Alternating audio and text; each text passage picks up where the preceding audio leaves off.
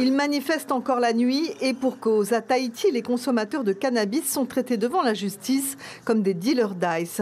Alors que la dépénalisation s'étend sur la planète, la France reste l'un des derniers pays occidentaux à conserver une attitude répressive envers les consommateurs. Et comme la justice est une compétence de l'État, il en est de même en Polynésie. Ces manifestants presque invisibles réclament dans un premier temps la libéralisation de son usage thérapeutique.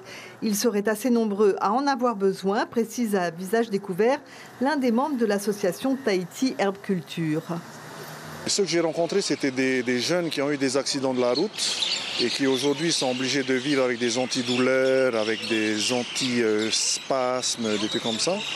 Et justement, le cannabis aide à remplacer les dizaines de médicaments qu'ils avaient à prendre par jour.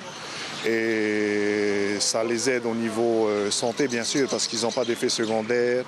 Ils ont vraiment l'effet qu'ils ont besoin, c'est-à-dire calmer la douleur, quoi. Écœurés parce qu'ils considèrent comme une attitude hypocrite des autorités, les membres de l'association ne s'affichent plus.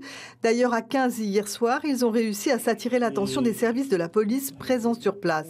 Ils évitent aussi les jugements dans un pays où il n'est un secret pour personne que bien des notables utilisent le cannabis et pas seulement pour un usage médical. On sait que beaucoup de gens sont plus dans l'usage récréatif.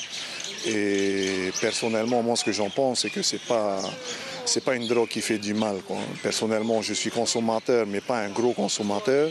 Je sais que je ne suis pas accro à ça, j'en ai pas réellement besoin. Je l'utilise uniquement pour, un peu comme ces malades, pour m'apaiser, pour me calmer mentalement, pour m'aider à dormir un peu.